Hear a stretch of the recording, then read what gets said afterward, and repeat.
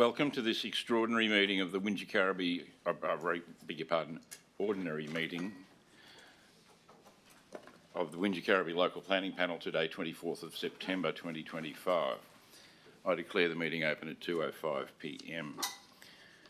Wingecarribee Shire Council acknowledges the Gundungurra and Tharawal people as the traditional custodians of this land we now call the Wingecarribee Shire. I wish to pay my respect to elders past and present. I would also like to extend that respect to all Aboriginal and Torres Strait Islanders present here today. My name is Stephen Lehman and I am chair of today's panel. Also sitting on the panel today are expert members Heather Wharton, to my left, Sheridan Burke, to my right, and Tony Neal, community member, to my far left. This meeting is being live streamed to Council's website, and the recording will be made available on the website after the meeting. At this point, could I ask everybody to check that their mobile phones are turned off or turned down so that there's no interruption to the meeting, please? Thank you. There are no apologies for the meeting. We have a full complement on the panel today. Regarding declarations of interest, I have had two declarations of a non-pecuniary type. Anthony Neal advised me that he was a member of the Highlands Golf Club and as such declared a non-pecuniary and non-significant interest in item 6.4, which is 25/0648, involving alterations and additions to the existing Highlands Golf Club, entry signage, construction of a detached shed, and ancillary works at 1A Old Hume Highway, Mittagong. In the circumstances, he will remain in the meeting and take part in discussions and voting. Heather Wharton has advised that she is a member of the Bundanoon community and she has declared a non-pecuniary and non-significant interest in item 6.6, excuse me, DA 25/2627. Involving a boundary adjustment between two existing lots in the construction of a multi-dwelling residential development consisting of 8 dwellings at 16 to 18 Erith Street, Bundanoon. She will remain in the meeting and take part in discussions and voting. The Council website contains a full copy of the operational guidelines for panel meetings, but I will summarise the most important points. The panel is charged with 6 development applications on the public agenda today. There are 10 registered speakers. As per the local planning panel's direction operational procedures, public members addressing the panel are given a 3-minute time limit. However, this is at the discretion of the panel. We may wish to ask you questions at the end of your talk, and I ask you, if you are a speaker, to remain seated until we've asked if the panel has any questions. We will deliberate and return to the public meeting to announce our determinations, and that will be live streamed. The minutes of the meeting should be placed on the Council website within 2 business days.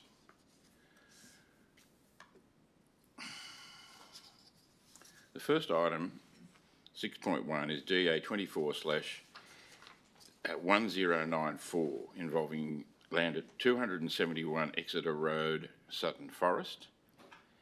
A proposal for the continued use of existing structures/facilities, proposed construction of equine facilities, and the establishment of a recreation facility, brackets outdoor, close brackets, equestrian centre.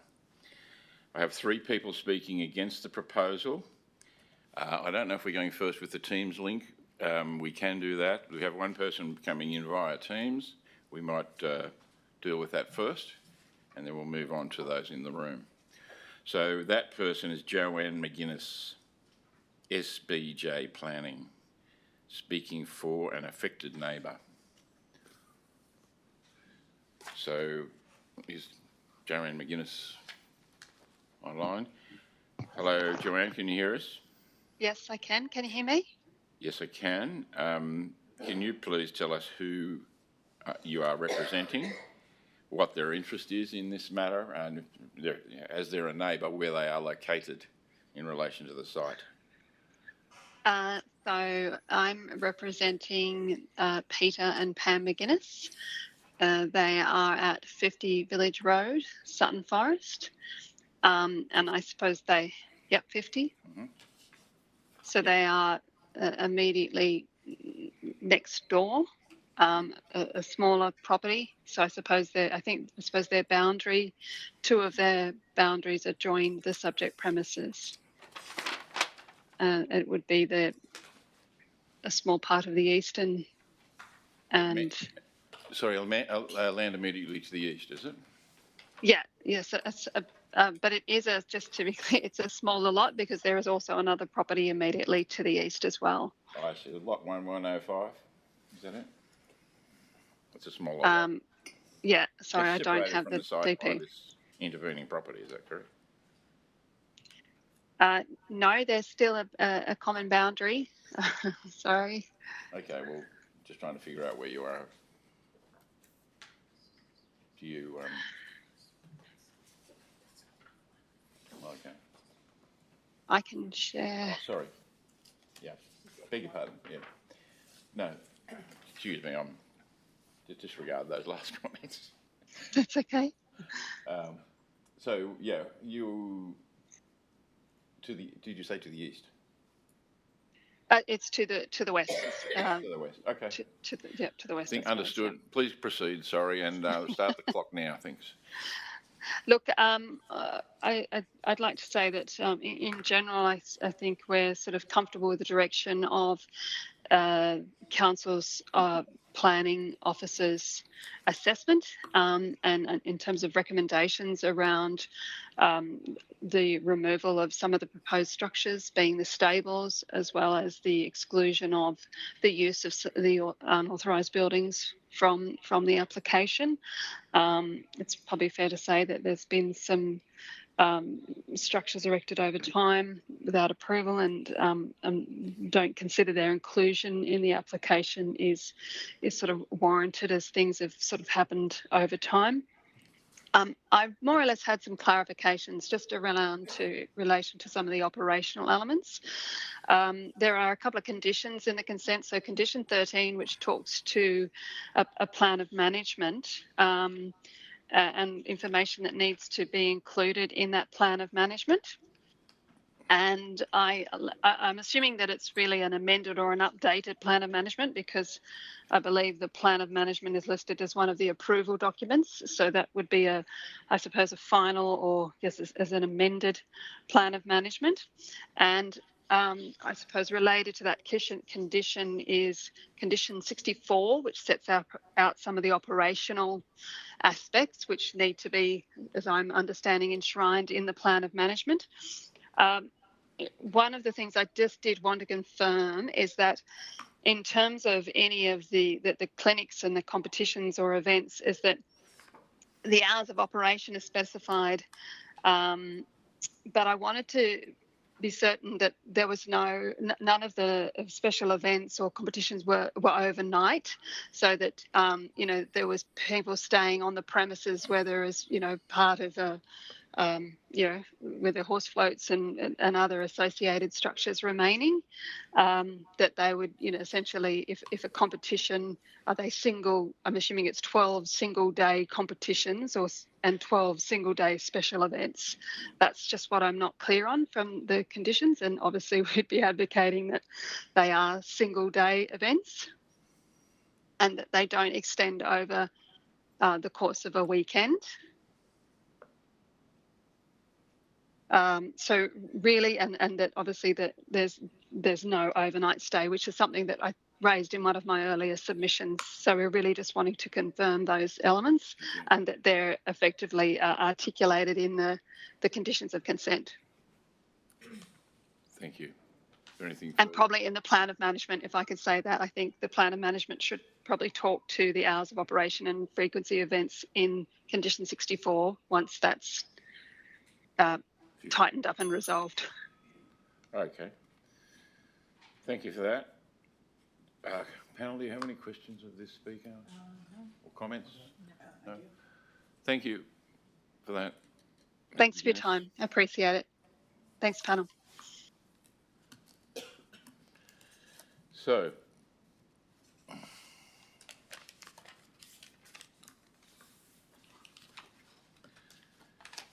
second on my list of those speaking against the proposal is, sorry, in the top of the list now, Elizabeth Ross Smith, McCulloch Robertson Lawyers. Are you an affected neighbour or speaking on behalf of an affected neighbour? I am a solicitor speaking on behalf of an affected neighbour. Thank you. And which neighbour is that?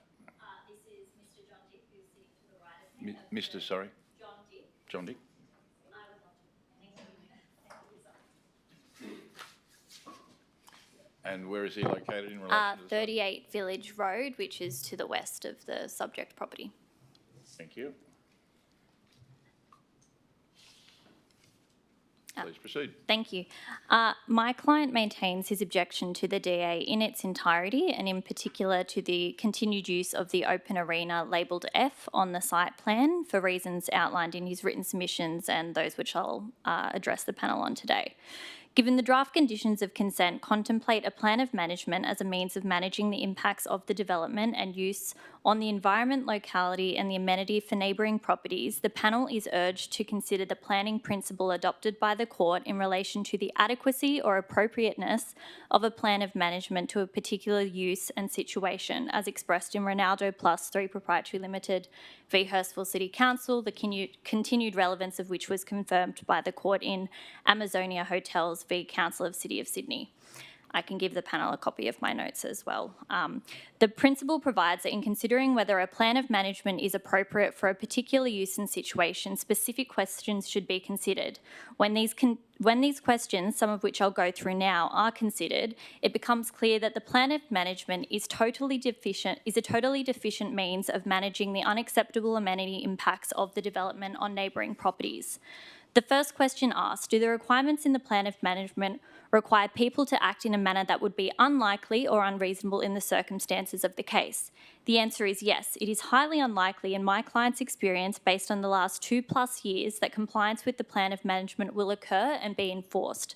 The management plan requires people who have a demonstrated history of carrying out unauthorised development, clearly evidenced by the DA itself seeking consent for the continued use of multiple structures built without consent, to significantly limit their activities. The applicant also appears to have a vested commercial interest in continuing to not act in accordance with the management plan, evidenced by marketing material currently available in the public domain, where clinics running on consecutive days of the week are advertised for 17, 18, 19 and 20 October 2025, a copy of which, again, I can provide to the panel. These clinics would be in breach of the proposed plan of management, which seeks to limit clinics to being held once a week. The second question asks, can the source of any breaches of the management plan be readily identified to allow for any enforcement action? The answer is no. The efficacy of the management plan depends on my client and other immediate neighbours taking on the burden of actively monitoring the activities and the Council's commitment to enforcement action to the extent practicable and possible. In respect of the proposed limitation of the use of Arena F to the owner and their household, how is this to be monitored and what evidence will satisfy the Council when a non-compliance is alleged? In relation to the number of participants permitted in the indoor arena and the activities authorised, how will this be monitored? Council's reluctance to take enforcement action to date in relation to the use of the open arena is evidenced clearly by correspondence it sent to my client on 9 May 2025 in response to my client's persistent allegations of non-compliant activities being carried out. In short, Council informed my client as follows. Council has reviewed the photos and information you've supplied. Based on the information, Council is unable to demonstrate beyond reasonable doubt that the activity meets the standard of proof required to take regulatory action. This is despite an abundance of evidence being provided to the Council by my client, including videos, photos, noise diaries and vehicle logs. The next question is, do the requirements of the management plan require absolute compliance to achieve an acceptable outcome? Yes, the amenity impacts arising from any additional use of the open arena will be readily felt by my client, noting that any additional participants would likely include additional horses on the property and the impacts of additional vehicles and personnel that comes with that. Given that the location of the open arena, any increased intensity of its use or use outside daylight hours cannot and does not go unnoticed by my client by virtue of the location in which it has been Can you constructed. summarise this a bit more, please? Yeah, I will. We're out of time. Thank you, panel. There's a few questions. Sure. I know there's others to come. Yes. Let's get Yes, to that. I will get there. And the significant earthworks which have raised the open arena to 1,300 to 15 millimetres I understand above. Ronaldo plus Yes, one and yes. Amazonia, and I know The final thing, so that's the point on the plan of management. The final important Doesn't point connect, yeah, I'd like to Ronaldo raise test. is Yeah. requesting an additional condition of consent which includes the open arena as being part of the development that should not be approved. And I also want a condition, my client would ask for a condition which says prior to the applicant receiving a CC for the construction of any authorised development, should the panel be minded to approve the DA, the unauthorised development should be demolished, and that would be dealt with under separate consents. It all needs to go before We're- they get the benefit. Thank you. Thank you. Yeah. Thank you, panel. That's okay. We're aware of the issues around Yeah. this, and we've got to think about how we're going to deal with Sure, it if we decide. understand. So, panel, are there any questions? Heather? Sorry, thank you. You mentioned, I'm interested in the impacts. Yes. You mentioned the plan of management and deficiencies. So what are the main impacts for the neighbour of the proposal? In relation to Arena F, it's noise, it's dust, it's odour, and it's also light spill, given its proximity to their property right on the boundary. And it's noise from people, or is it It's- traffic, or what? It's people and it's vehicles, and it's dogs also brought onto the property by those people. Right, and dust is construction or operational? It's already, the open arena's already been constructed in a location that doesn't comply with the DCP setback, so it's really right on the boundary, and also at a height with earthworks We quite saw the high. open arena There's today. Two arenas, is that correct? That's correct. So I'm talking about Open Arena F, which it's on the site plan shown as F. I'm not Not A. talking, Yeah, we saw A, Oh, we saw A. A is the indoor told arena, about I F. believe, and F is the one that's particularly of concern to my client. which is on the elevated land. Correct, Oh, yes. okay, we didn't go up that far. No, Okay. but we're aware of, we were Okay, advised of all it. right, thank you. Thank you. Is that all? Any other questions, panel? No, I'm right, thank you. No, thanks very much. Thank you.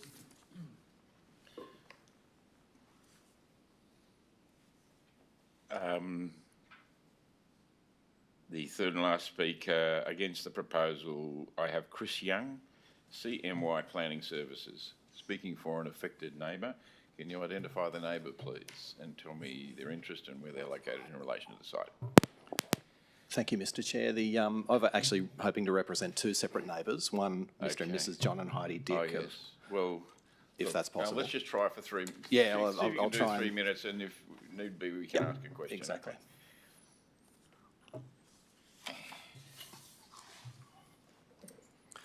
Well, thanks very much, Mr Chair, So for who is allowing... it? Sorry, beg your pardon. Who is it you represent? Oh, because, sorry, my John and Heidi Dick of number 38 Village Road, which is immediately to the west of the site, and also Mark and Amelia Feetham of number 225 Exeter Road, Sutton Forest, which is to the south-east. So both of my clients have a different perspective and a different set of issues, I suppose. Okay, well, proceed. Terrific. Well, thank you very much for allowing me to address. I'd like to commend the council and the staff for the thorough and detailed assessment found in the report. We're pleased to find many aspects of the development were found to be unsatisfactory and have been excluded, but we do remain gravely concerned about the development by its fundamental nature and the impacts it'll have on the rural lifestyle for our clients. I'll try not to overlap what Elizabeth has said, but I agree with her comments wholeheartedly relating to the plan of management and how efficient and effective it will be in monitoring compliance with the development consent, and that responsibility will fall largely to the neighbours as it has in the past 2 to 3 years. The site's had a long history of unauthorised activities, both in terms of the use of the property and also the construction of physical structures and shipping containers, and our clients have had to endure those activities for quite some time. So therefore, the actual concerns are not potential concerns, but they're based on real-life experiences. Elizabeth has spoken about the advertising for a lesson days clinic over a 4-day block, which would appear to breach condition 13, which relates to them being held once per week. Just to focus on some concerns, as Elizabeth's pointed out, it relates to the unauthorised structures, and we feel that they should be required to be demolished and not, but condition 4 currently, as it's worded, contains a notation at the end that gives them the opportunity to submit a separate DA to seek ongoing use of those structures. Elizabeth has also spoken about the area marked F. When I spoke to my clients, they were concerned about trespassing of inadvertent and casual trespassing into their property by dogs and or their owners, and that's hard to avoid in that regard. So that's an additional concern in that way that, in addition to what Elizabeth has mentioned. The general issues of concern have been relating to dust impacts, the visual impacts of the activities and the buildings occurring over a wide area of the site, and noise impacts. For example, although there is conditions of consent relating to the hours of operation of particular activities, the supplementary impacts of such as vehicle movements and cars and horse floats and trucks and the like arriving before and after, including into the night, into the evening, causes light spillage impacts that would be in addition to the actual activities occurring themselves.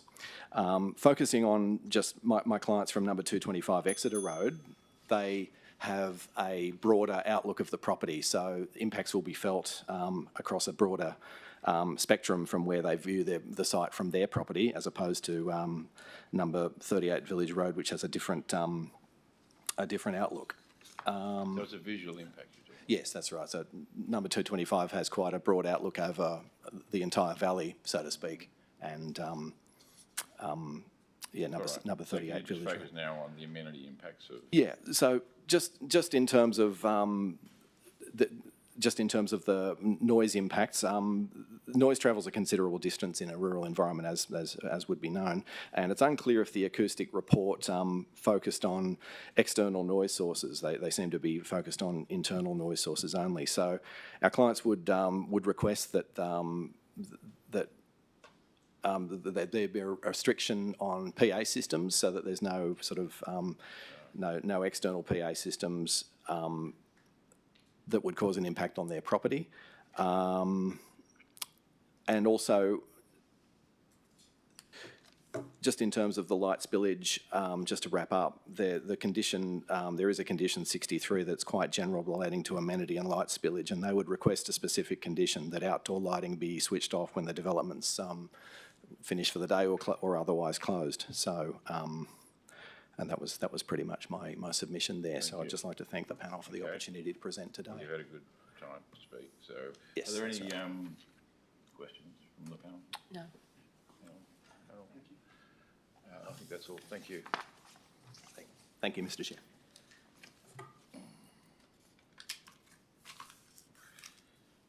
I have two people speaking for the proposal. First is Dr. Shay Gihar. I hope I pronounced that correctly.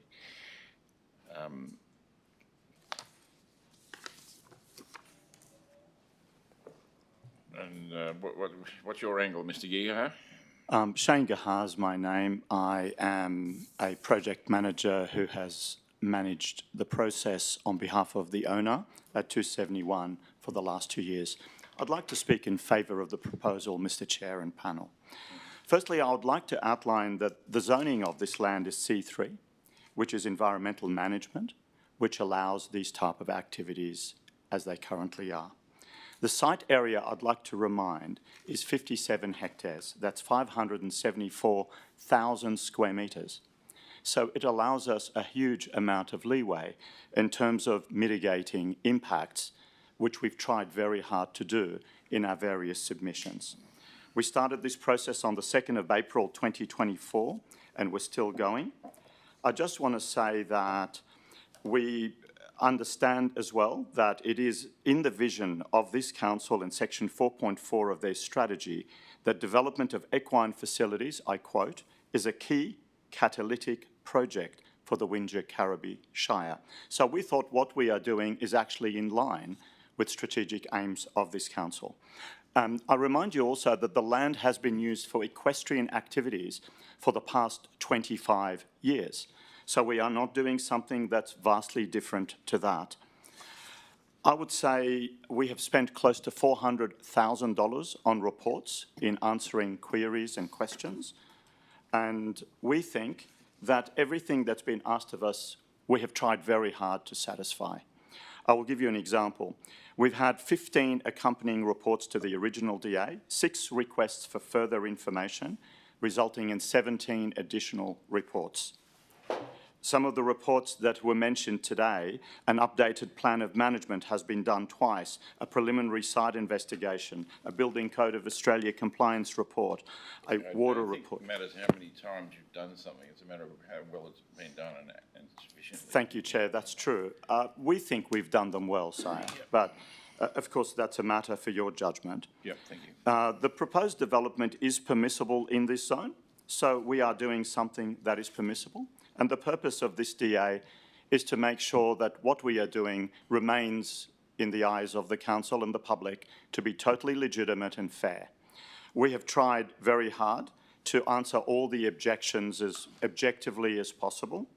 Some of those objections, please note, have come from 14.2 kilometres away.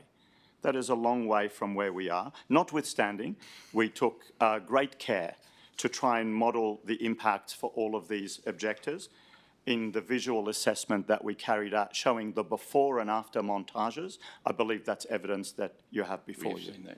Right? I think the impact by any professional assessment is very reasonable and fair and minimal. I think that the site is perfectly capable of supporting the use that's being asked. I think the development is very fair and reasonable and is sensitive to its neighbours, and I commend it to you, Mr Chair and panel. Thank you very much. Any questions from the panel? I have a question. I've got a comment. I'm not sure if to ask my question of this person or the next officer, but are you able to address some of the issues raised by the objectors? For example, the use of Arena F, and that seems quite remote from the rest of the site, and that Yes. seems to be problematic at the moment. What's going on there? I will leave that for Darren, who's the next speaker, Okay. who's done this in a Yeah. great deal of detail, but I would say that we have taken great care to address as many of those concerns to the best of our ability. Okay, and I was also going to ask as to why the stables building is so high, the proposed stables building. Well, firstly, the horses require a certain height. That's for their well-being. And secondly, I don't think it's particularly high if you look at how it's viewed and the fact that we will have landscaping in front of it as well. So the impact visually, we believe, is extremely minimal. I haven't seen a plan with landscaping on. So where's the landscaping shown? Is there a landscape plan? We will You can deal with answer that? that All for right. you in detail. Yeah, Yes. and look, I've got to challenge you on being totally legitimate. Yes. You've built structures there without council consent. We don't know if they're BCA compliant. We're trying to be reasonable about it, but you have to deal with that, and it may require demolition. Yes, of course. Okay. We have gone through a BCA process and we believe they can all be ticked off. Okay, Thank you. thank you. We'll see. Thank you. Thank you.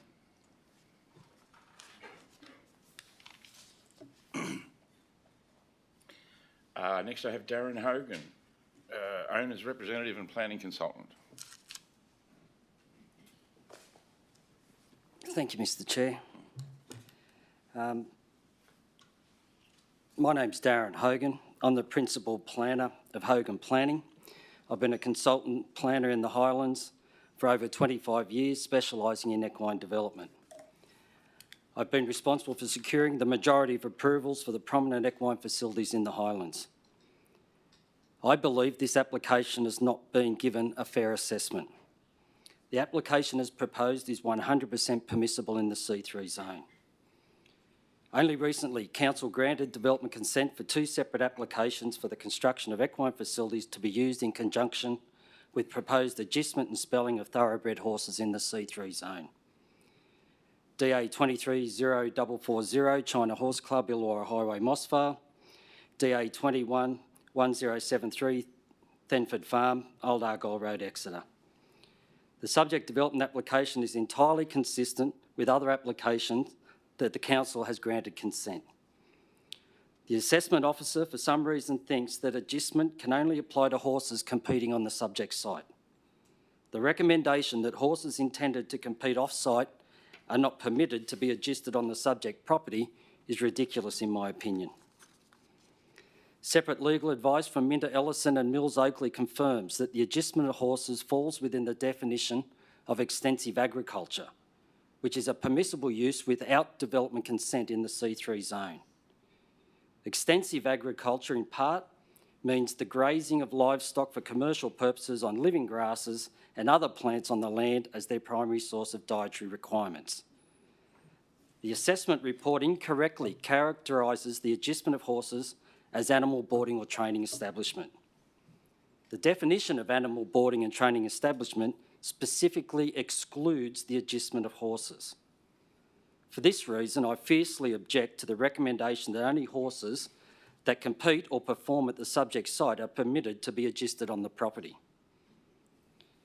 The assessment officer incorrectly claims that the proposal does not meet the definition of a farm building, given that the applicant has not demonstrated that it is an ancillary to an agricultural use on the landholding. I reiterate that extensive agriculture does not require consent.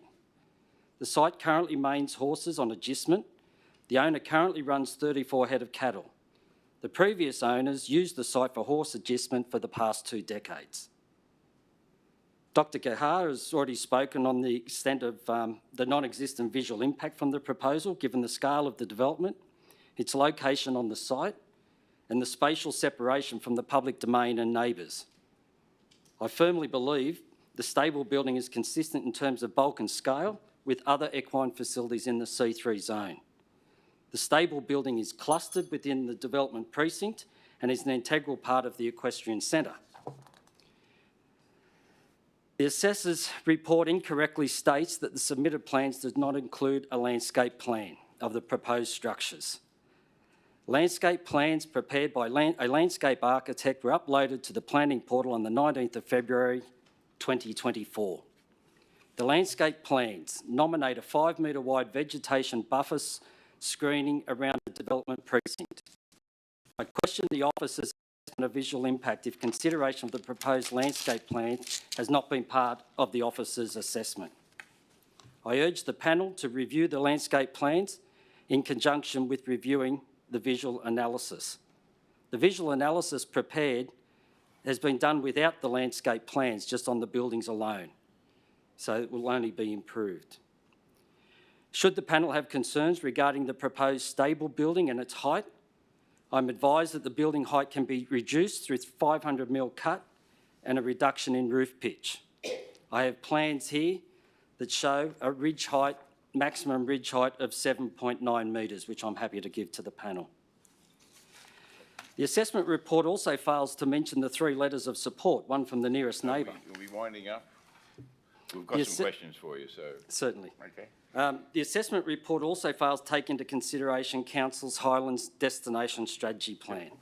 The strategy states it's desirable for the Shire to have a thriving agricultural and equine industries.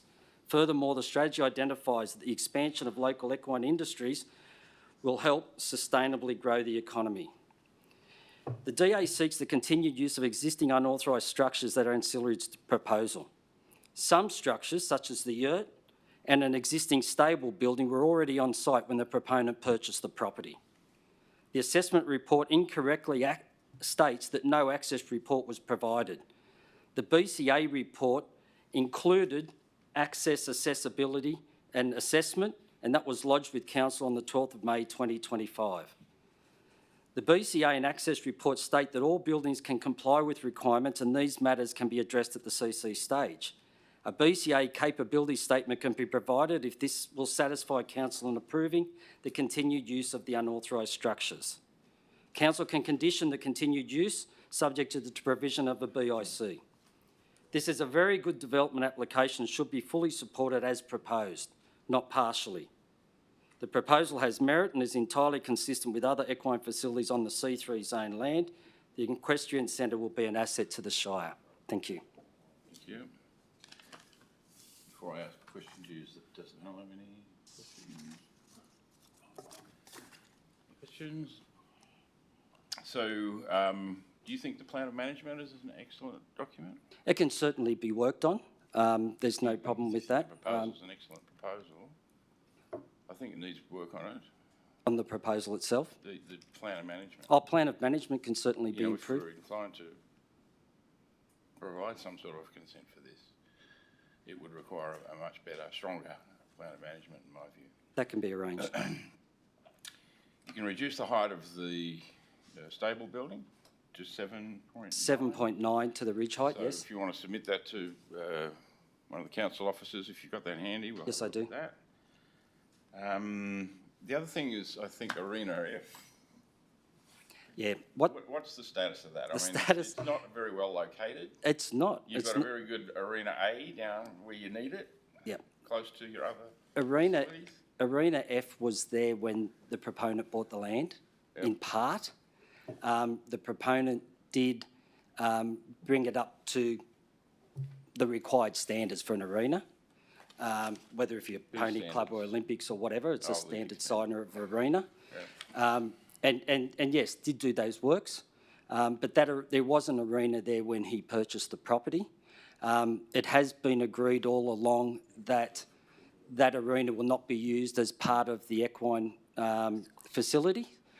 We've got the two good arenas. Sorry, you said there's been an agreement, did you say? Or There that was an wouldn't be agreement used? back when we were negotiating, talking with council, and there was the objectors, and the proponent said, look, we won't use that arena. There's no part of this application that proposed to use the So are you arena. telling me you'd be happy if that was to be removed and, you know, the ground reinstated and it didn't exist?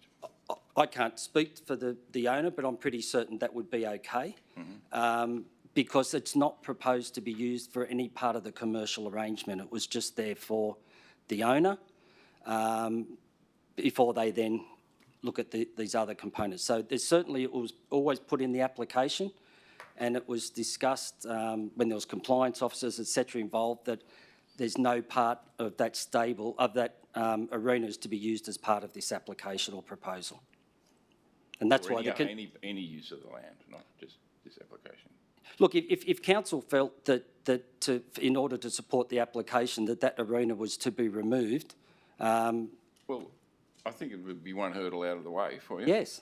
Yes, well, I think my client would be okay with that. Okay. Any questions? Can I just clarify, what are the buildings that are unapproved, for which you have Okay. no consent? Yeah. And does your application specifically seek your proposed use for them, whether it's existing or whatever? Yes, so what it is, the yurt was there previously. The client inherited that. There was existing horse shelters, brick horse shelters that were sort of partly falling down and not fit for purpose, and the client changed those and upgraded those to new horse shelters, not realising that he required consent for that. The proponent did install amenity block. It's not hooked up, it's not able to be used at this stage, but the structure is sitting there on some concrete piers. And the existing stable building was already there. The one other building that the proponent did build was a shed that covered the horse walker. And obviously it's quite straightforward, it's just a farm shed, it would easily be able to comply. Is that building K? No, that's building H. Existing stable building? Yes. And what is K? K is like a little story. It's like it's a converted shipping container that's just for storage. So also an unauthorised building? As a shipping container sitting there, yes. Does your application specifically seek use for all of these buildings? Yes, it does. Specifically? Yes, it specifically, and this was part of the discussions with council, was that whenever there's any unauthorised works that have been undertaken, the way in which you legitimise them is that you lodge an application for their continued use for that purpose, and then after that you can't get a retrospective construction certificate, so you get a building information certificate. So you haven't lodged BICs yet? Well, there's no point lodging a BIC if you don't have the I consent for mean, the there's some continued school use. of thought that you have to get approval for your building before you can have a use inside it. This is an issue that we've been having with quite a Yeah. bit of late. It's a chicken egg sort of thing. How do you get Okay. that? We've sort of been running them concurrently on some matters, but it seems to be something that's rearing its head of late. Okay. And so, for example, the arena that we saw, I think it's A, or the existing arena that we saw, is that approved? The existing arena C, C, is it? A is the C, indoor yeah. arena. The existing Outdoor- arena outdoor C, arena, it's yeah. my understanding that that it hasn't been consented to, but the amount of earthworks that the owner did under the opinion that it didn't require consent under exempt development, where you can go to a maximum of, I think it's 600 earthworks, and he believed that he was under that. So that's the reason why. And the can I use? also just say, sorry, Chair, he built that straight away to do that, so because he had the agreement that he said he wouldn't use Arena F. So Arena F was there when he purchased the property. He did some things to fix it up so it could be usable. There was issues, there was objections, there was complaints. In liaising with council's development officer, compliance officer, he ended up saying, look, we won't use that anymore to avoid any impacts on the neighbour's property. And then he built Arena C with the earthworks under the area that would then constitute earthworks as exempt development. And this also needs the approval for the use, or are you saying your understanding is the use as a arena doesn't require consent? Look, I don't, we've got it in as part of the application because the application is also for the use of the property as a recreation facility, outdoor equestrian centre. So it will be used as part of the facility, whether it be for clinics or something. I just want to understand, has it got approval now for the use or not? No. Okay.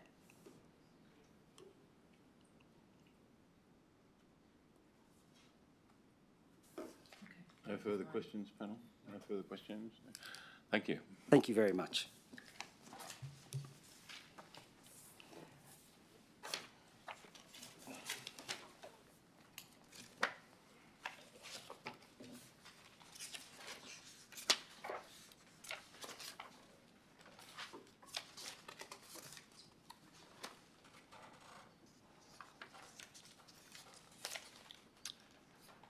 We have no registered speakers for item 6.2.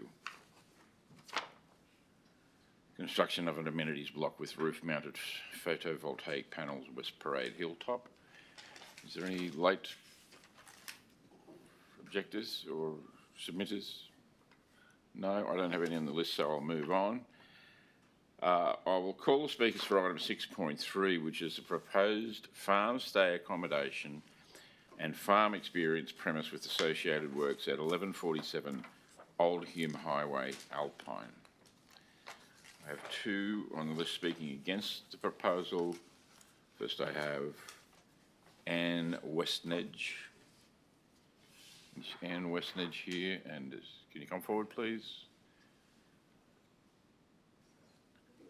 I notice there's a Neil Westnedge who's speaking. He'll be speaking separately, will he? You'll speak separately? Okay. Fine. Can you just tell us, introduce yourself to the panel. Where are you in relation to the site and what's your interest in the matter? My name is Anne Westnedge and I live at 21 Corrie Road, Alpine, which is directly opposite the development and in question.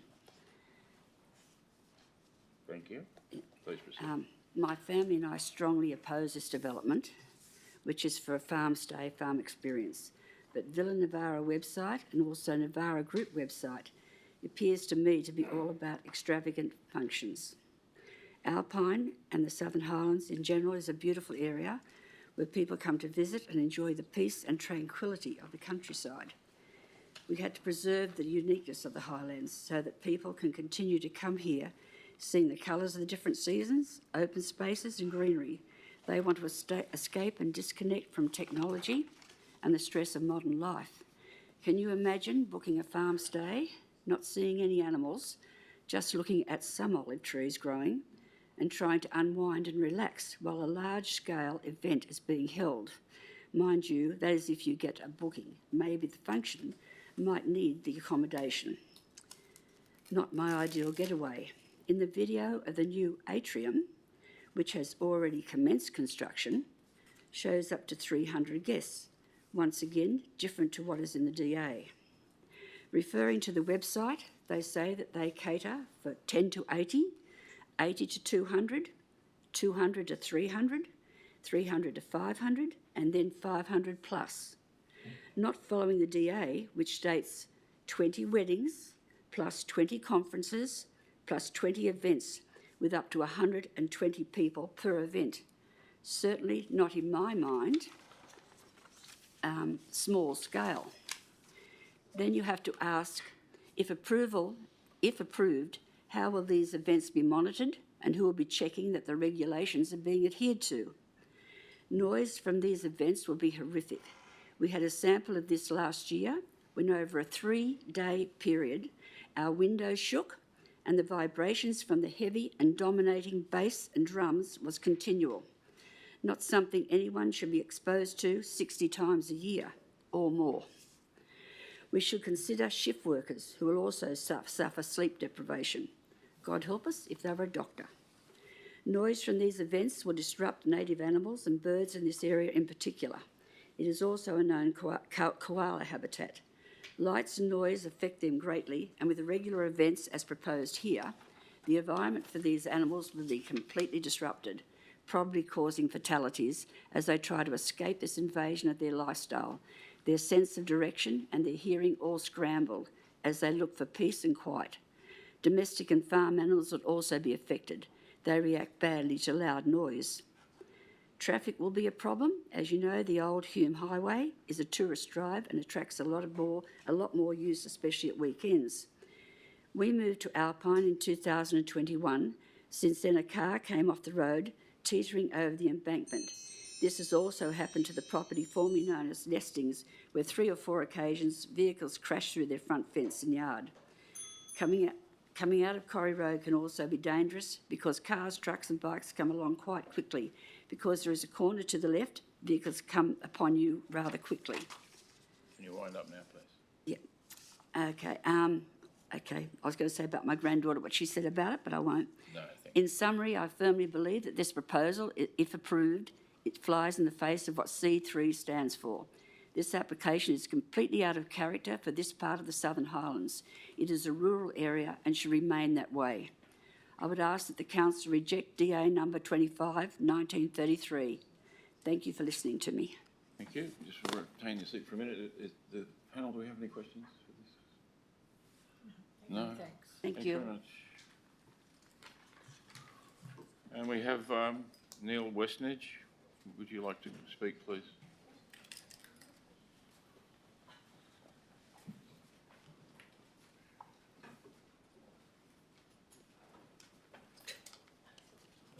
Now, I presume you're living together at the same site. You don't happen to just have the same surname We're by married. chance? We're married.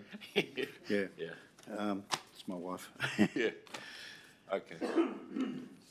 Well, thanks for the opportunity to address the panel briefly on this matter, which is DA number 25/1933, to which I also strongly object. I fully support Council's recommended determination to refuse this DA. My name's Neil Westnedge. My family and I live on the 10.5 acres in Alpine on the western corner of the old Hume Highway and Corrie Road, the property directly opposite and downhill from Villa Nevara. Quite possibly we could be most affected by Villa Nevara activities. In particular, noise, traffic, randoms are loose at night in the vicinity and so on. Nevara Group are event professionals. Key aspects of their DA centre on functions and corporate events. 20 weddings per annum, 80 to 120 people, 20 day delegates per annum, 50 to 80 persons, 20 product launch events per annum, 50 to 120 persons. Granted, for farm experiences, functions or conferences are permitted, but with small scale and low impact. The functions and events proposed are not small scale and low impact, in my view. Further, if you view the various Villa Navarra videos, etc., on the internet, it's clear that the level of, on the internet, which presume, by the way, I think approval of the DA, it's clear that the level of functions and events planned for Villa Navarra is likely to be much higher than indicated in the DA, and it would have to be higher, in my view, to provide the appropriate risk-adjusted return on Navarra Group's investment, which I estimate to be at least $12 million, including the opportunity cost of the property they bought. In my objection submission, based on reasonable assumptions, I estimated that value-added olive farming, the supposedly dominant purpose, would make about 150 grand per annum on a net after-tax cash flow basis. However, the overall required cash flow return on $12 million would need to be about $790,000. Thus, the return shortfall of $640,000 would have to be made up by cash flow from the farm experience, farm stay business component, the supposed ancillary use, which of course it's not. It's a dominant use in its own right, being 80% of the required return. I contend that the $640,000 cash flow would be predominantly made from functions and events, thus making Villa Navarra a function centre, a prohibited land use within Zone C3, and one that's not in keeping at all with this part of Wingecarribee Shire. That's all I have to say. Thank you very much for listening. Any questions for Mr. Westnedge? Any questions? No? No questions? Okay. Thanks very much. Okay, thank you. Thank you.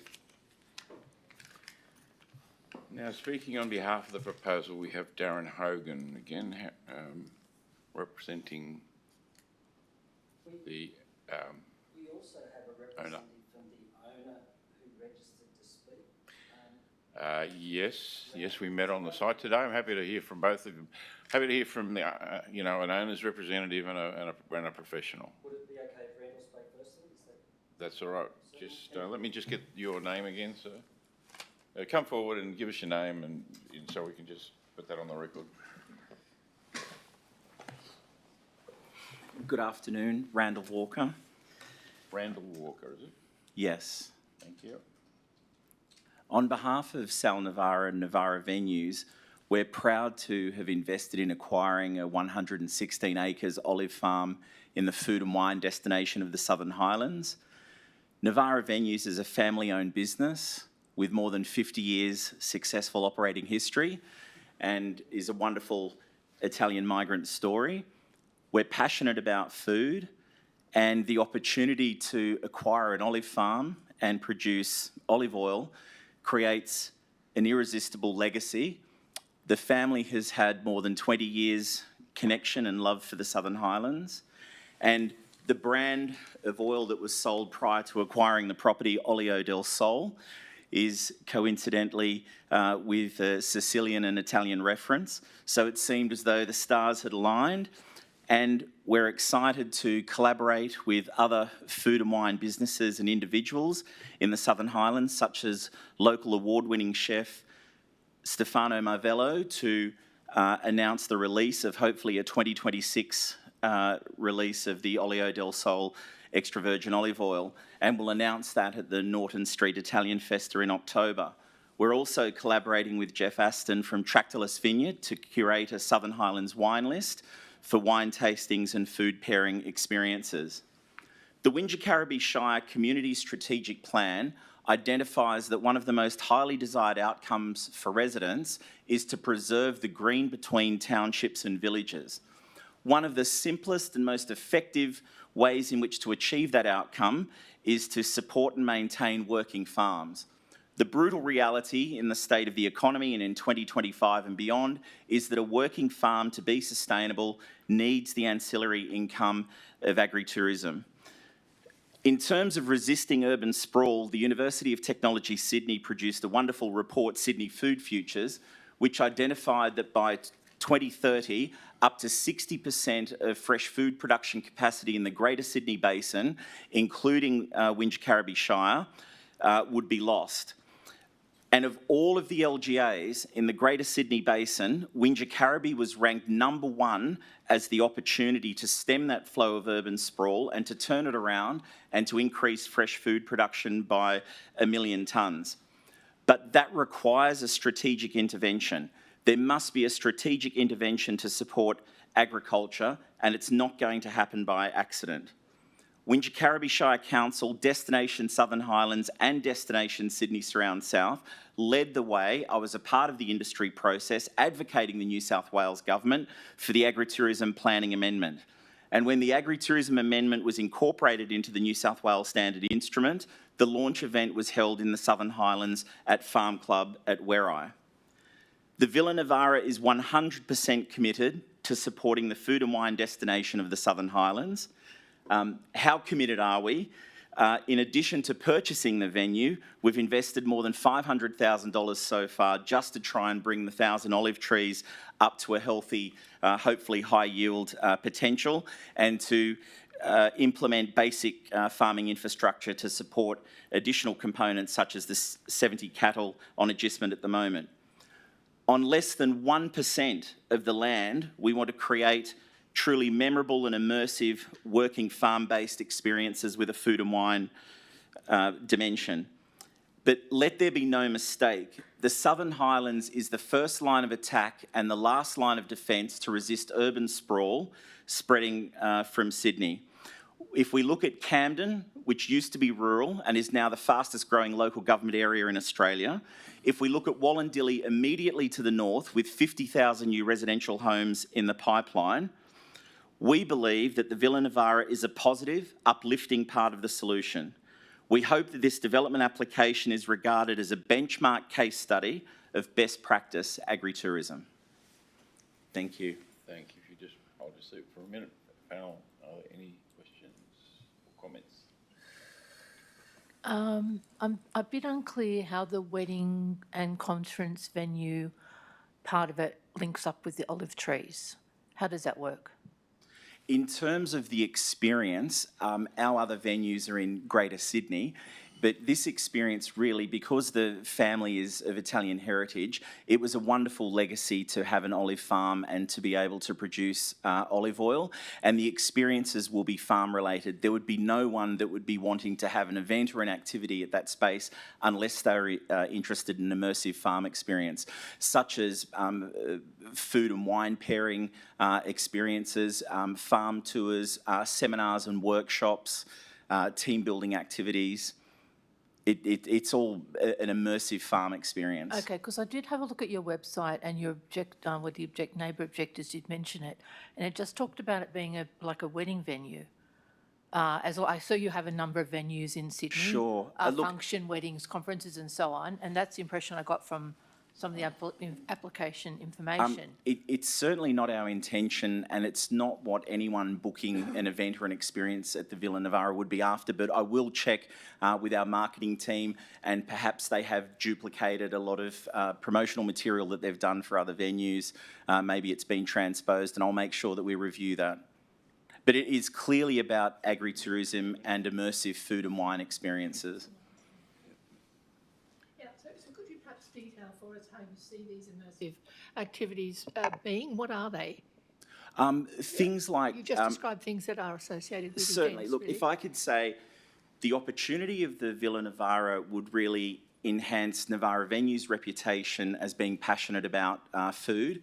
And if we were to host events such as a growers and producers long lunch and showcase food, our culinary skills, live food stations, collaborate with local artisans, wine producers, distillers, brewers, locally produced food, we really want to add that authentic, with integrity and credibility, food and wine experience to our portfolio.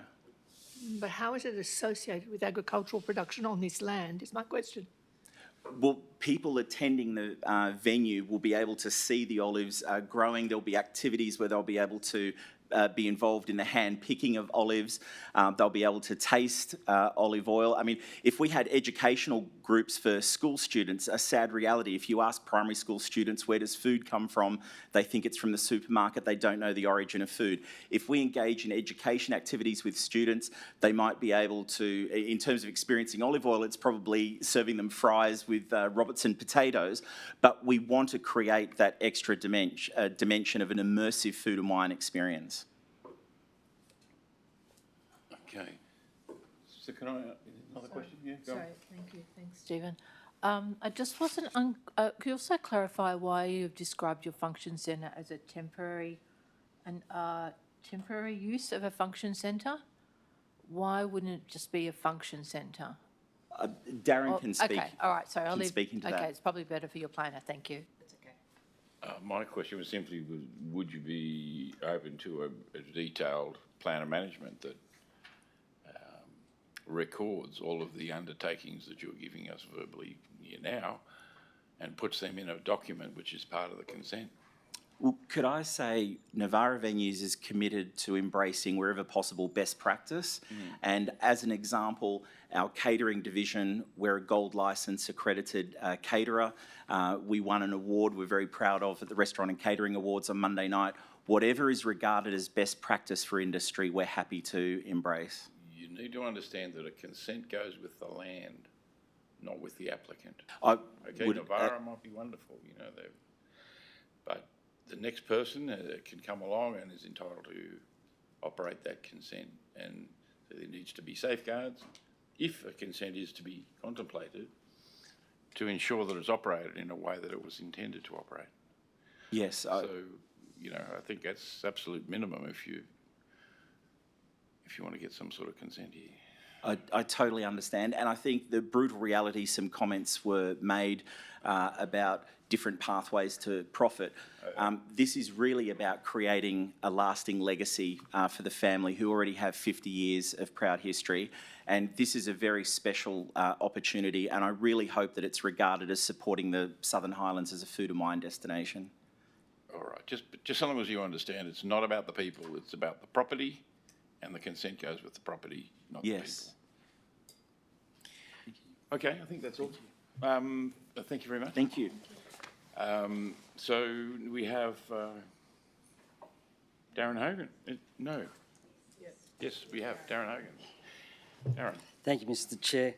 I'm certainly fully aware that the consent goes with the property, and I would absolutely encourage that a plan of management be. It's absolute minimum. Absolutely, yes. No, I basic absolutely agree with what you're saying.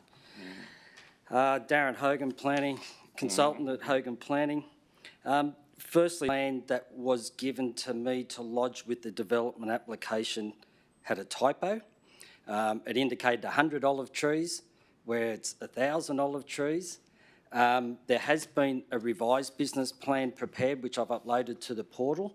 I emailed through to Lisa, so I'm not too sure whether that's been passed on to you. I hope it has. I have a document called that, but I don't, does that form part of your proposal? Yes, it would. Yes, it's an updated business plan from the one that was lodged with the application. I can certainly, I have one here which I can give you, but I did ask. I've got one, I think. Yeah, I've got one. Okay, great. Thank you. Is, version 6, is that correct? That's correct, yes. So obviously before, when the officer was writing his assessment report, he would have been writing it on the assumption that it was only 100 olive trees, not 1,000. The application was uploaded to the portal on the 19th of March 25, and at no time did council issue any request for additional information or engage for any clarification on the proposal. I was surprised to be sent a letter on the 9th of September requesting we withdraw the application by the 12th of September, or a report recommending refusal would be sent to the panel.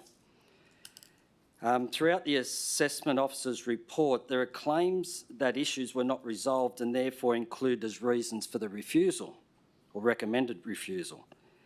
I believe it unreasonable that the proponent did not have an opportunity to resolve any of the issues of concern. Therefore, I'm instructed to request that the application be deferred to enable the proponent the opportunity to respond to the issues raised formally. I have the following comments relating to the assessment report. Draft legal advice confirms the property is currently operating as a commercial farm. However, given the limited time available, the final advice has yet to be received. The assessment report states no Norby assessment has been provided. This is incorrect. Section 5 of the Water Cycle Management Study clearly addresses the Norby assessment and outcomes which have been satisfied. The Water Cycle Management Study Executive Summary referenced the music model and the water quality assessment. Section 2 addressed the issue of split catchment and land uses, but yet the report says that there was no Norby assessment. If council had identified that the site is located within the drinking water catchment, then by default the DA should have been referred to Water New South Wales. The application was not referred to Water New South Wales. The use of semi-fixed irrigation sprinklers has been raised as an issue. However, it's been used in the catchment for many years and discussed and approved with Water New South Wales several years ago. It's not on top of native vegetation as suggested. The disposed system is greater than 30 metres from the nearest property boundary. The council assessment report states no details will be provided regarding site earthworks. Detailed engineering plans lodged with the DA indicate the extent of cut and fill. However, a separate cut and fill plan has been uploaded to the portal this week. The assessment report suggests no consideration has been given to biodiversity. The BDAR makes recommendations within its report to minimise impacts on flora and fauna. These recommendations include noise and lighting. The assessment report states that no parking plan for staff was submitted. A parking plan was provided with the DA and is included within the traffic impact assessment report. Farm stay accommodation is permissible once the legal advice confirms the property is operating as a commercial farm. The property maintains 1,000 olive trees and runs 70 head of cattle. These agricultural land uses are defined as extensive agriculture and permissible without development consent. These agricultural activities are the primary use of the site 365 days per year. The proposed agri-tourism component is ancillary to the farm. So in summary, it appears to me that the assessment of this application has been rushed. There's been no engagement with the applicant, and some of the areas of concern have been addressed within the submitted reports, however, have obviously not been read thoroughly. As a result, I am instructed to request a deferral of the determination to enable the proponent to formally respond to the items of concern. Thank you. Thank you. Panel, any questions? Only the one that I asked before. Why the description as a temporary use building? Because it's quite a substantial structure. It is. It's a structure that's imported from Germany they call Australian temporary structures. And it is. It's quite a solid. It's not like a marquee. They're solid panels, etc., and that's why they've got good acoustic qualities. But for the property, if someone wants to do a staff bonding type arrangement or something and doesn't want the structure, they don't have to have the structure. Furthermore, the reason why it's a temporary structure that's put up and put down is to satisfy bushfire requirements. Under what we would have, if we had a permanent structure there, we would need to provide an asset protection zone, which would then be detrimental to the native vegetation that adjoins the property, joins that location. So the way in which to get around that and not have to provide the asset protection zone was to go the expensive route and have a structure that's up, down, up, down. That's also the same in terms of the small kitchenette, because there's no food prepped on site, it's just heated and plated and served, and also the amenities there.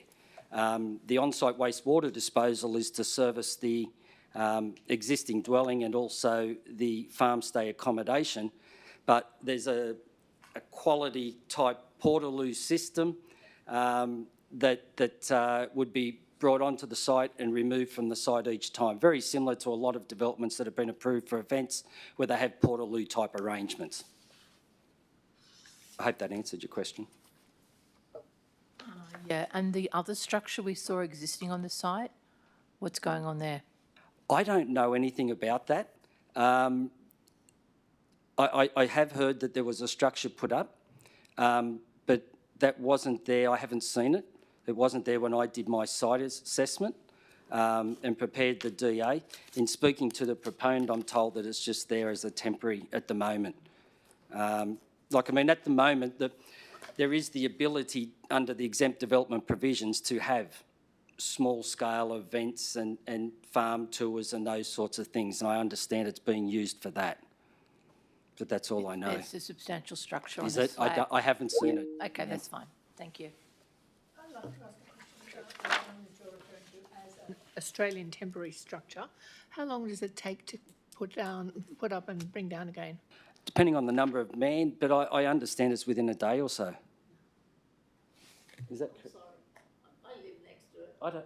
It couldn't possibly go up down in a day. I'd hate to be there if no, the not, bushfires coming through. not the structure that's proposed. Is that the one? The one that's already built. I'm not Yeah. talking I'm about talking that about one. the I'm structure talking about the one proposed. Let's stay focused. I'm talking about the structure proposed. Yeah, it's my understanding they can be put up and put down very quickly. Obviously, it depends upon the man hours. I can certainly get that answer for you within a phone call. And the Not structure, part of the application though, is it? No, Sorry? we're talking yeah, about this I'm talking building. about the Oh, this proposed one, sorry. structure. The proposed I'm structure. talking about the proposed That's structure. correct, And yes. the pylons, that would come out as well? No, they would stay. The platform, the timber platform, or that would stay, but the structure that goes on top of it would be brought in and taken away. I think if you could advise us on that information, and could you tell us how the proposed structure differs from the one that we saw today, please? If it was the one we saw today, No, could you tell us how it would differ from the one we saw on site? I haven't seen the operational one on today? site. No, I but haven't. I'm asking that question. Okay. You don't need to answer it. I'm asking you to find out, please. Yeah, I have no idea. It's certainly not one of the Australian temporary structures, but the ones that, and I'll make a call and find out while you're still doing these other matters. But once again, it would be easier if we, or be appropriate, or if respectfully, if it could be deferred to enable us to just address these issues that have been raised, because we certainly had no indication or engagement from council. We'll give that consideration. Thank you. We could certainly come back very quickly too. Well, we're reluctant to defer matters. You know, we have a minister that's very keen for us I understand. to determine applications in 105 days. I understand. And frankly, it'd be easier if either you withdrew or it was refused and you came again and had another go at it, you know, with the hindsight of this experience. Or alternatively, seek a review rather than keep the clock going, if you know what I'm saying. Yep. So we need to weigh all that up. Not a problem. Thank you. Okay, thank you. Can I just ask a question? No, you can't. Do we get notified No. again? No. It's a simple question. No, this is not how the meeting, are you a I know speaker? it's not, but I've been away and I just want to know, will the neighbours get a second go at this if he gets a second go at this? Of course. If it's, I want to know. if there's a new application made, look, certainly if it's a new application, it'll be re-advertised. If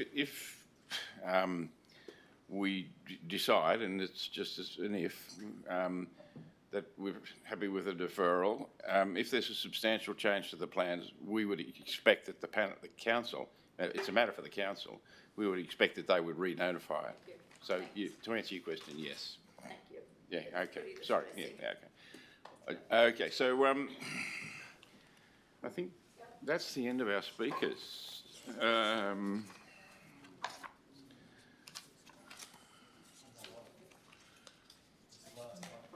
Do we have another item? Sorry, 6.6, beg your pardon, speakers. It's the boundary adjustment between two existing lots and the construction of a multi-dwelling residential development consisting of 8 dwellings at 6 to 8 Erith Street, Bundanoon, the site of the Bundanoon Hotel. Speaking against the proposal, Anton Baggerman. Is Anton here? And would you come forward, please? Introduce yourself, tell us where you are and what your interest is in relation to this, please. Thank you. My name's Anton Baggerman. I am the owner of an adjoining lot, being 11 Amy Street. I wanted to cover 3 items or 3 points. One is the impact on us as owners. The second one is the impact on Bandanoon. And the third one, the impact on the council. So, impact on us. So we're talking about a development application for a number of 2-story dwellings, technically in a medium density development, but compared to all other developments in Bandanoon, it is really high density. A number of dwellings jam-packed together into a very small amount of space. What that means to us, so we're talking about 2-story dwellings, almost within touching distance of the fence between that development and our block. Multiple dwellings where the 2nd-story windows overlook directly into our backyard, resulting in complete loss of privacy in our lot, loss of natural light, and noise pollution from neighbors being so close to our lot, light pollution from neighbors being so close to our lot. And I would estimate that this will result in at least a 10% reduction in the value of our property. There seems to have been a complete lack of consideration by the developers to the neighbors. And yeah, so we're not happy, as you can gather.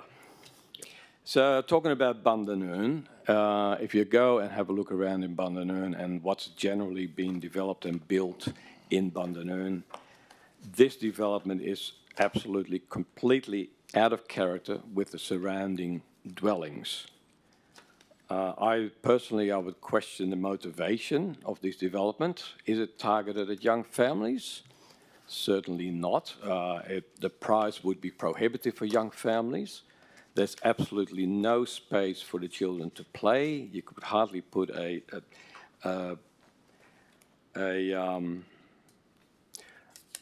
jumping thing in there or a cubby house. That would be impossible. So is it targeted at over 50s? I doubt it, being a double-story development, and being a completely landlocked development with the only access to it being over someone else's property. I would seriously question the attractiveness of these developments for other people. The third point, the impact on council.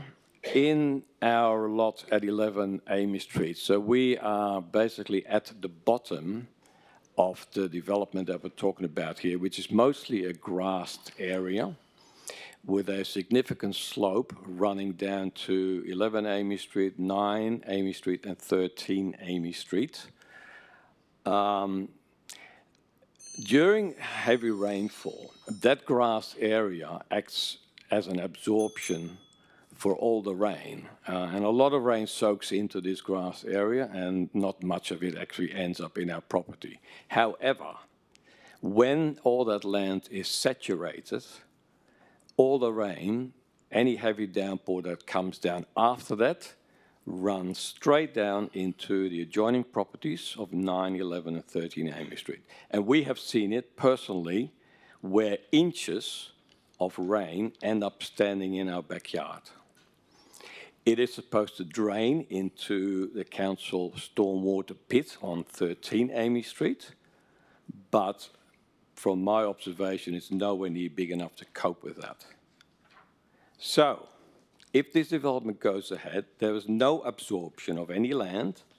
It is all roads, all roofs, all pathways, and this will be a permanent situation where all the rain runs down. I believe there is some sort of retention basin. Big enough? I have no idea. It looks very small to cope with all the rain, and any rain that does fall all runs into that. Whether the stormwater drain in 13 Amy Street is big enough, I question that as well. It's mostly overgrown. It seems very small. And so that to us is a significant concern and could end up being a costly item for council to have to address. Thank you for listening to me. Can you just hold it a minute? Any questions from the panel? Could you just clarify if you know what lot number you are? Sorry? The lot number? We are number 11 Amy Street. I think it's lot 13. Lot, This is on the side here. So you're at the corner? lot 13. At the corner of the back corner of this site? Is that where you are?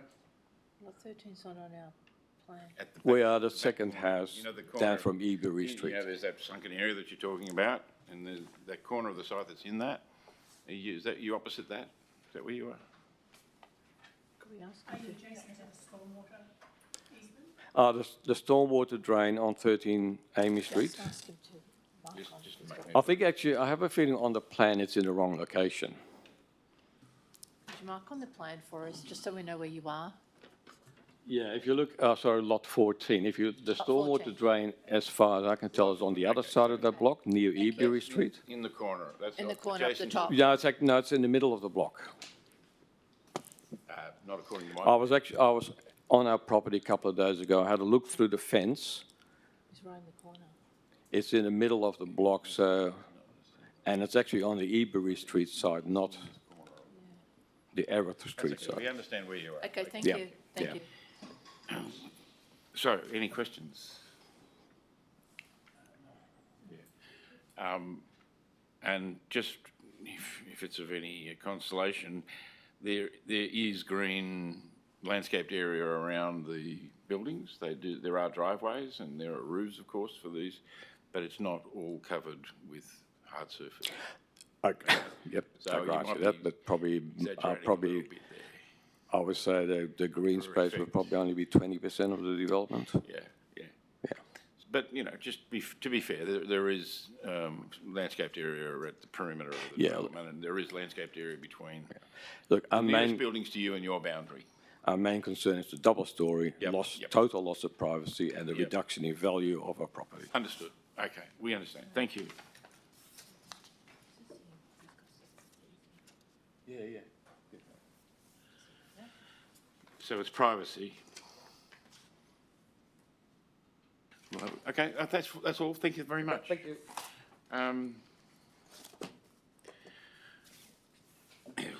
Where are we? Was there somebody speaking?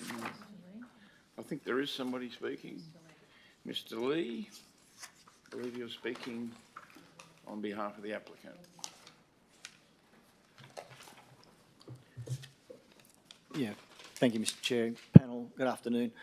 Yeah, I'm Scott Lee, local town planning consultant. I've been the planner assisting the owner applicant with the DA. And I've just been asked this afternoon to make myself available to answer any questions that the panel might have. The one comment I would make in relation to the report is the omission in the report of any reference of the pre-DA process that was undertaken by the applicant. Right. That's slightly frustrating, I would say, from the applicant's point of view.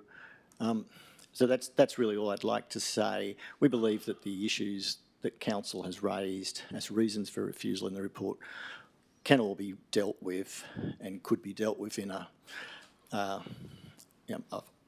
process of discussion.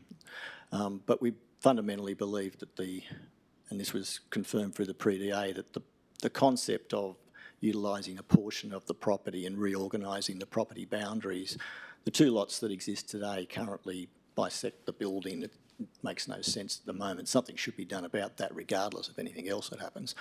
But the fundamental thinking was to create a lot that we would call the heritage lot, the hotel and the gardens, and that enabled some modest, what we believe is a modest residential development on the remaining portion, which was simply called the residential portion. And that was the concept put forward for the pre-DA. We made some adjustments to the pre-DA plans in response to that, and we've provided what we think is a reasonably comprehensive package based on a solid idea. So I'm happy to take some Yeah, let's questions. get some questions going. Panel, I've got a couple of questions. Do you have questions? My first question is, you say you can address most of the issues. There's a substantial number of trees affected by this proposal. How Correct. would you go about keeping half of those or something, a significant number? Yeah, I mean, I suppose the first thing I'd say is it's not necessarily the number that's most critical. When the through the pre-DA and the thinking of how to set this up, what was most important was the preservation of the garden setting of the hotel, and that's what we've done. And there is a number of trees on what we'll call the residential portion. I can forget the number now, but it's quoted in the arborist report somewhere. A lot of those are not of any great significance, either ecologically or culturally or historically, or from an arboricultural point of view. And as you've probably, if you've got the full suite of documents, there's a substantial landscape plan, which I believe the council's arborist has commented on as being suitable in terms of replacement tree planting. So I wouldn't judge the outcome based on the number of trees. But again, I'm not saying that there's no tree loss, there most certainly is, but I don't think they're significant, and I wouldn't expect them to be. You say the trees are not significant. The number is significant. Well, the number is the number, and I don't remember what that is. What my point, I suppose, I would say is that given the types of trees that are to be removed, taking into account the ability to retain the vast majority of vegetation on the site, but particularly the most significant parts of the garden of the hotel, and the ability to replant trees, I would not think that that is a reason for refusal. Okay. So there's a further question about that, but before I hand over to Sharon, I just have a question about the beer garden and its proximity to some of the dwellings there, and how do you deal with that interface between a building very close to a beer garden, a dwelling? It looked like it's maybe a couple of metres from the plan. I think it's a bit further than that, Mr. Chair. I'm just guesstimating. The beer garden. So you're relying on separation distance, are you, to control noise from the beer garden to? Well, I'm not too sure. I'm not too sure what the distance is. Whether or not that separation is it's not about just the separation. Clearly, I think it's more in the design of the dwellings themselves. Yeah, I guess they could be acoustically treated. It seems like there's a narrow, 3 metre wide. There's a driveway. There's from the beer garden at the rear of the hotel, from memory. There's the part of the existing driveway to the back of house of the beer garden. And then on the other side of that driveway is what would be, I got this right, the southeast corner of the residential portion. And so whatever number that dwelling 1 would be the closest to the beer garden. Anyway, I think there's another question about the heritage aspects. Yeah, thank you for the heritage impact assessment. I read that with interest. However, it didn't really approach the historical landscape at all and the use of this area as a garden for the hotel. Do you have any further information to offer about that? No, I haven't got anything further to add other than what's in the submitted heritage report. Again, it's been some time since I read that, but I was under the impression it did cover the historical use of the area. The rear of the hotel there has.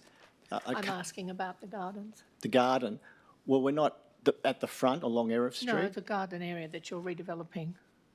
Oh, well, my recollection of reading the report was that it's always just been an open grassed area. They've got the tennis court was part of that, but historically there hasn't been any particular, as far as I was aware, my memory of the report is that there's no particular use of that space. I think it indicates that it hasn't been investigated. I'm asking why. Well, you're telling me it hasn't been. My No, recollection that's what was the it report was indicates, in the yeah. report. But that's just unknown as far as the report. Well, my recollection of reading the report was that it said that there was no particular or historic use of that area. It's certainly part of the garden. I think there's a difference between no and unknown. That's the point I'm making. So that area doesn't seem to have been investigated in the preparing this report, and that's why it's a bit of an information lapse. Well, I can't elaborate any further. Okay. Thank you. I think that's all. Thank you very much. Sorry. Oh, no, big pardon. Oh, sorry. Hold horses. Thanks. The neighbours raised, or the neighbour, Mr Anton, raised overlooking and the privacy. What is the setback from the rear boundary, or the boundaries of the adjoining neighbours? And it does look like there's large windows facing onto it. They do Can't vary. read it. Well, They do vary. I haven't got the plans in front of me, Okay. so I can't quote exactly what that distance is hard to to read. that neighbour's property. House H6, for example. Beg your pardon? House H6. Yeah. House 6, yeah, 6, 7 and 8 are on that boundary, I believe. So it's like 5 metres or something like Yep, that? that'd That be sounds in about the right? order of that, yes. Okay. And from what we heard, Anton was at lot 14, Yes. and there seems to be on the submitted drawing, do you have the plan? A I don't have it drainage in front of easement proposed There's along in that property? Not in that property, I believe it's 13 Amy Street, I believe, is the property that will accommodate a required easement for drainage, and the engineering assessment report will So ultimately, what number was the drainage easement? 13, and I believe the neighbour, sorry, is it 11, is that right? Yeah, there's lots and lots. House number 11 is the property. Yeah, well, lot 14 has got the drainage easement on it, so it's a bit confusing. Lot 14, on this drawing, shows the proposed drainage easement. Well, the property, as I understand it, and landowner authorisation was lodged with the DA Right. for 13, Amy, not lot 13, 13, the house, Yep. street 13, which will accommodate the necessary drainage infrastructure for an easement across that property. Okay. Then, okay, we'll have to check where that property is. Well, I'd like to. Because we just reckon quote- that stormwater drainage was an issue, obviously, Yeah. quite often is. It was investigated as to how to best do that and potentially get the stormwater to another point. Not possible, not most efficient. It needed to go to Amy Street. The landowner's authorisation was secured across 13 Amy Street, and it's within that property that there would be an easement for stormwater and the necessary infrastructure within that easement to take it to the street system in Amy. Okay, thank you. Okay. So I think that's all. Just to confirm, the setbacks 4.757 and 3.997. Both in excess of the two-storey, 3.5 metre two-storey requirement, setback requirement That's right. in that part of the site. Just type 7 building, type E, number 7. Okay. Okay, I think that's everything. Isn't it? All right. Thank you very much. No, thank you, Mr. Tom. Lee. Thank you. Now, we don't have anybody registered to speak, but I notice in the audience there's the representatives of the, of item 6.5. Is there anything you wanted to say after our site visit today? Thank you. Thanks for coming. I don't know, are there any questions arising since the site visit or from the site visit? No, look, we're happy. It was very helpful. Good of you to come along. We appreciate that in case there were questions. But I think we're satisfied with that we're properly informed. Thank you. So With that, I think that concludes the public part of the meeting. We need to retire to deliberate, and we will be returning, I can't say when, hopefully sometime today, to announce our determinations. Thank you. So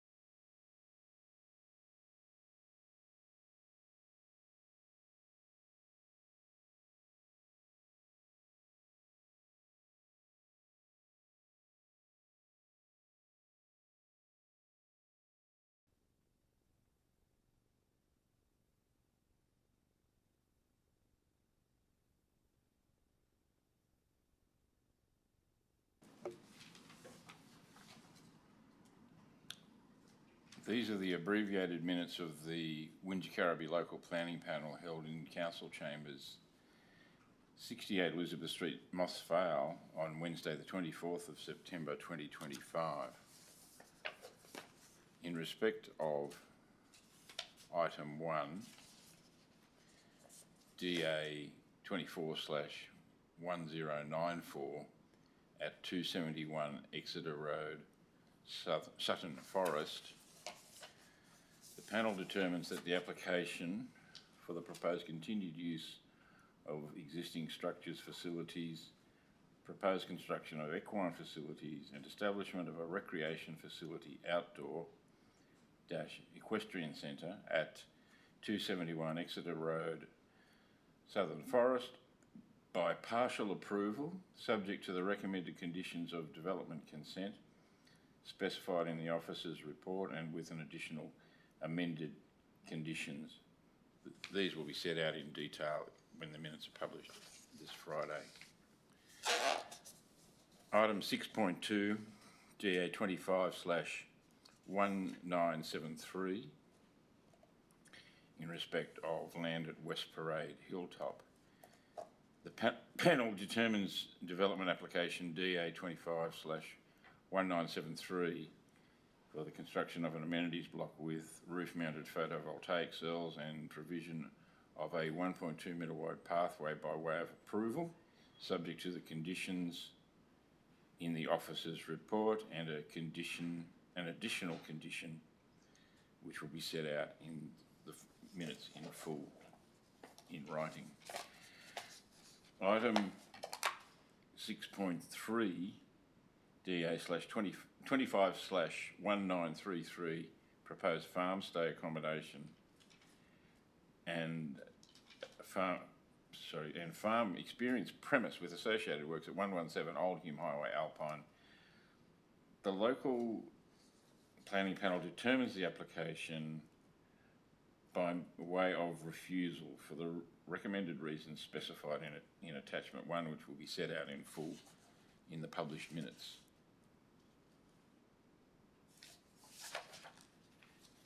Item 6.4, DA 25/0648, alterations and additions to existing Highlands Golf Club, entry signage, construction of a detached shed and ancillary works at 1A Old Hume Highway, Mittagong. The panel determines the development application by way of approval, subject to the recommended conditions provided in the officer's report and an additional condition which is set out in full in the published minutes, will be set out in full in the published minutes. Item 6.5, DA 25/1318, modification to DA 0471/97, quarry extension and alterations, 13601 Hume Highway, Paddy's River. The panel determines the modification of DA 0471/97 by way of approval, subject to the recommended conditions of modified consent as provided in the officer's report, with additional comments which will be published in full in the written minutes on Friday. Item 6.6, DA 25/2627, boundary adjustment between two existing lots and the construction of a multi-dwelling residential development consisting of 8 dwellings at 6 to 18 Erith Street, Bundanoon. The panel determines the development application by way of refusal, subject to the reasons specified in the officer's report and additional conditions and comments which will be set out in writing in the published minutes by Friday. Those are the decisions of the panel. I would like to thank my fellow panel members and council staff for their assistance today. I declare the meeting closed at 5:45 p.m.